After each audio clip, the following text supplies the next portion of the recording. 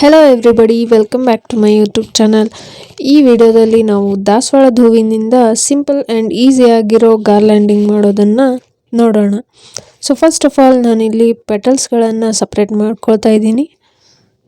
ಎಲ್ಲ ಪೆಟಲ್ಸ್ಗಳನ್ನು ಕಲೆಕ್ಟ್ ಮಾಡಿಕೊಂಡು ನಂತರದಲ್ಲಿ ನೀಟಾಗಿರೋ ಹಾರನ ಪೋಣಿಸ್ಕೊಳ್ಳೋಣ. ಸೊ ಈ ಥರ ಹರಿದೇ ಇರೋ ಹಾಗೆ ಸಪ್ರೇಟ್ ಮಾಡ್ಕೋಬೇಕು. ನಂತರದಲ್ಲಿ ಸೂಜಿ ಮತ್ತು ದಾರಾನ ಪೋಣಿಸ್ಕೊಳ್ತಿದ್ದೀನಿ. ಈ ದಾಸವಾಳದ ಹೂಗಳು ದೊಡ್ಡದಾಗಿರೋದ್ರಿಂದ ನಾವು ಹೂವಿನ ಹಾರನ ಮಾಡೋದಕ್ಕಾಗೋದಿಲ್ಲ. ಹಾಗಾಗಿ ನಾನಿಲ್ಲಿ ಪೆಟಲ್ಸ್ಗಳಿಂದ ಹಾರ ಮಾಡೋದು ಹೇಗಂತ ತೋರಿಸ್ತಿದ್ದೀನಿ. ಈ ಥರ ಫೋಲ್ಡ್ ಮಾಡಿಕೊಂಡು ಒಂದೊಂದಾಗಿ ಸೂಜಿನಲ್ಲಿ ಪೋಣಿಸ್ಕೊಳ್ತಾ ಹೋಗ್ತಿದ್ದೀನಿ.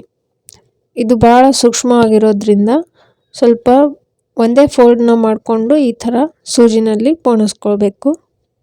ಈ ಥರ ಎಲ್ಲ ಆ್ಯಂಗಲ್ನಲ್ಲೂ ಒಂದೊಂದು ಪೆಟಲ್ಸ್ಗಳನ್ನು ಸೇರಿಸ್ತಾ ಹೋದರೆ ಹಾರ ತುಂಬಾ ಗೊತ್ತಾಗಿ ರೌಂಡಾಗಿ ಕಾಣಿಸುತ್ತೆ. ಸೊ ನಾನು ಆ ಕಡೆ ಒಂದು ಈ ಕಡೆ ಒಂದು ಈ ಥರ ಎಲ್ಲ ಆ್ಯಂಗಲ್ನಲ್ಲೂ ಒಂದೊಂದು ಈ ಥರ ಪೋಣಿಸ್ಕೊಳ್ತಿದ್ದೀನಿ. ಈ ಥರ ಪೋಣಿಸ್ಕೊಂಡ್ರೆ ನಾವು ಹೇರ್ ಬನ್ಗೂ ಕೂಡ ಹಾಕ್ಕೊಂಡ್ರೆ ಮಲ್ಲಿಗೆ ಹೂವಿನ ಹಾರದ ಥರ ತುಂಬ ಚೆನ್ನಾಗಿ ಕಾಣಿಸುತ್ತೆ. ಬಿಳಿ ದಾಸವಾಳದ ಬದಲು ಕೆಂಪು ದಾಸವಾಳ ಇದ್ದರೂ ಕೂಡ ಹೀಗೆ ನೀಟಾಗಿ ಚೆನ್ನಾಗಿ ಕಾಣಿಸುತ್ತೆ.